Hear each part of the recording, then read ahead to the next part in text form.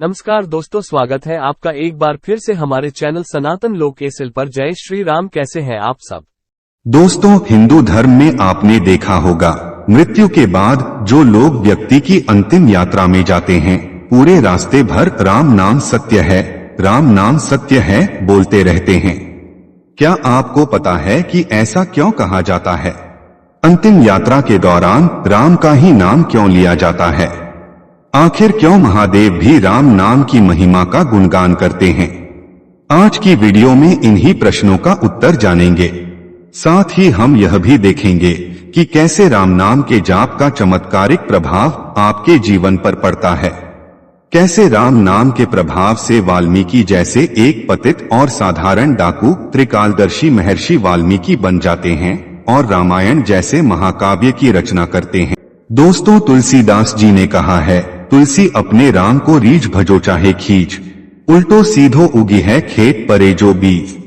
अर्थात राम का नाम जैसे भी लिया जाए, चाहे प्रेम से या गुस्से से, ये ठीक वैसे ही फल देगा जैसे कि खेत में पड़ा बीज, चाहे उल्टा हो या सीधा, पौधा बनकर फल देता है। दोस्तों, पद्म पुराण में एक प्रसंग आता है कि एक बार माता पार्वती महादेव से पूछती हैं कि आप किसका ध्यान करते हैं, जिसके उत्तर में महादेव कहते हैं, राम राम रमेति रामे रामे मनोरमे, सहस्त्र नाम तातुल्यं राम नाम वारण्य। इस श्लोक में पार्वती जी से भगवान शिव कहते हैं कि श्री राम नाम के मुख में विराजमान होने से राम नाम का जागृत, स्वप्न, सुषुप्ति इन तीनों अवस्थाओं में जप करना चाहिए। हे पार्वती, मैं भी इन्हीं मनोरम राम में रमता हूँ। यह राम नाम विष्णु सहस्त्र नाम के तुल्य है, अर्थात भगवान विष्णु के हजारों नाम के बराबर है। राम का अर्थ है प्रकाश, किरण एवं आभा जैसे शब्दों के मूल में राम है। रा अक्षर का अर्थ है आभा और म अक्षर का अर्थ है मैं या मेरा।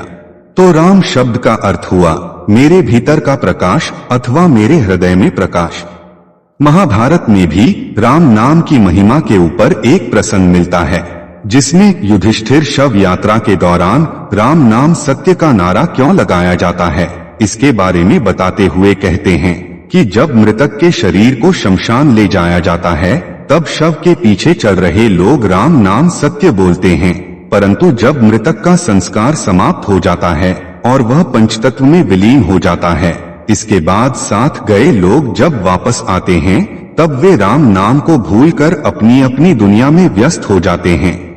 फिर मृतक के घर वाले उसकी संपत्ति को प्राप्त करने के लिए आपस में लड़ने लगते हैं।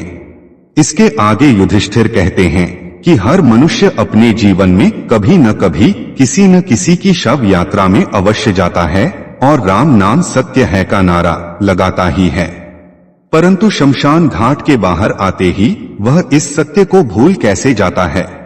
मनुष्य इतनी बड़ी सच्चाई को प्रत्यक्ष देखकर भी स्वीकार क्यों नहीं करता? इस बात से बढ़कर इस दुनिया में आश्चर्य क्या हो सकता है? इसके अलावा धर्म ग्रंथों में यह भी बताया गया है कि जिस तरह मृत्यु एक अटल सत्य है, ठीक उसी तरह इस संसार में राम का नाम भी सर्वथा सत्य है। दोस्तों, शव यात्रा के दौरान राम नाम सत्य है का नारा लगाने का मतलब मृतक को सुनाना नहीं होता, बल्कि इसे कहने का उद्देश्य साथ चल रहे परिजनों और मित्रों को केवल ये समझाना होता है कि जिंदगी में और जिंदगी के बाद भी केवल राम नाम ही सत्य है, बाकी सब व्यर्थ है। दोस्तों, अब आप सोच रहे होंगे कि केवल राम का नाम ही सत्य क्यों है? ऐसा इसलिए है क्योंकि जब राम नाम का जप किया जाता है, तब मृतक की आत्मा को मुक्ति मिलती है। ऐसा माना जाता है कि अंतिम यात्रा के दौरान राम का नाम बोलने से मृतक जन्म और मृत्यु के चक्र से मुक्त हो जाता है और उसे श्री हरि के चरणों में स्थान मिलता है। इतना ही नहीं, शास्त्रों में यह भी बताया गया है कि राम नाम जपने से मनुष्य के मन में बुरे विचारों का आना बंद हो जाता है, जिसके प्रभाव से मनुष्य बुरे कर्म करना छोड़ देता है और सत्य के मार्ग पर चलने लगता है। इस राम नाम का जप करने से मृतक के परिवार वालों को भी उस मृतक को भूलने में मदद मिलती है। जब भी किसी परिजन की मृत्यु होती है तो लोग काफी निराश हो जाते हैं। ऐसी स्थिति में एक राम नाम ही वह मंत्र है जो उस दुख की घड़ी से बाहर निकालने में मदद करता है। दोस्तों, आपको और हमें राम का नाम एक सामान्य नाम जैसा ही लगेगा, लेकिन जब आप इसी शब्द को रामायण के संदर्भ से देखेंगे तो राम नाम बहुत विस्तृत हो जाता है, जिसे रघुवंशियों के गुरु महर्षि वशिष्ठ ने विष्णु के 7वें अवतार को दिया था। गुरु वशिष्ठ के अनुसार राम शब्द 2 बीजाक्षरों अग्नि बीज और अमृत बीज से मिलकर बना है। ये अक्षर दिमाग, शरीर और आत्मा को शक्ति प्रदान करते हैं। राम नाम का 3 बार उच्चारण हजारों देवताओं को स्मरण करने के समान है।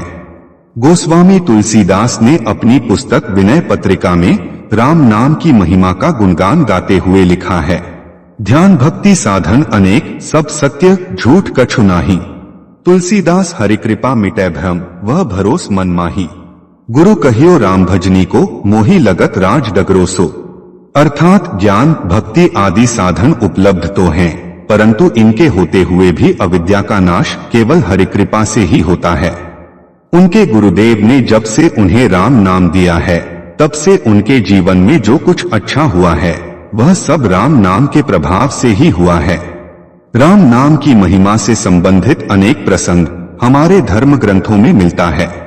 उनमें से एक प्रसंग तो आप लोगों ने भी सुना होगा, महर्षि वाल्मीकि का, कि कैसे वह एक कुख्यात डाकू से एक प्रसिद्ध मुनि बने। दोस्तों, पुराणों के अनुसार महर्षि वाल्मीकि का जन्म नागा प्रजाति में हुआ था। ऋषि बनने से पूर्व वे एक कुख्यात डाकू थे, उनका नाम रत्नाकर था। मनुस्मृति के अनुसार वे प्रचेता, वशिष्ठ, नारद, पुलस्त्य आदि के भाई थे। उनके बारे में एक और मान्यता है कि बाल्यावस्था में ही उनको एक निःसंतान भीलनी ने चुरा लिया था। भीलनी के सानिध्य में रहते रहते रत्नाकर भी लूटपाट करने लगे। मान्यता के अनुसार एक बार साधुओं की एक मंडली जंगल से गुजर रही थी। रत्नाकर अर्थात वाल्मीकि जी ने साधुओं को लूटने का प्रयास किया और वह साधुओं की जान लेने के लिए भी तत्पर थे, लेकिन तेजस्वी साधुओं के प्रभाव में आने के बाद उनमें बदलाव आया और अपने कर्मों के लिए माफी मांगकर साधुओं से अपने उद्धार के लिए मार्ग बताने का आग्रह किया। साधुओं ने उन्हें तमसा नदी के तट पर राम नाम जप करने को कहा। दोस्तों, केवल राम नाम के जप से ही उनके जीवन में ऐसा प्रभाव पड़ा कि वे त्रिकालदर्शी हो गए और श्री राम के जन्म से पहले ही उन्होंने 24,000 श्लोकों में रामायण की रचना कर दी। दोस्तों, उम्मीद करता हूँ कि आपको समझ आया होगा कि कैसे राम का नाम आपको भवसागर से पार करा सकता है।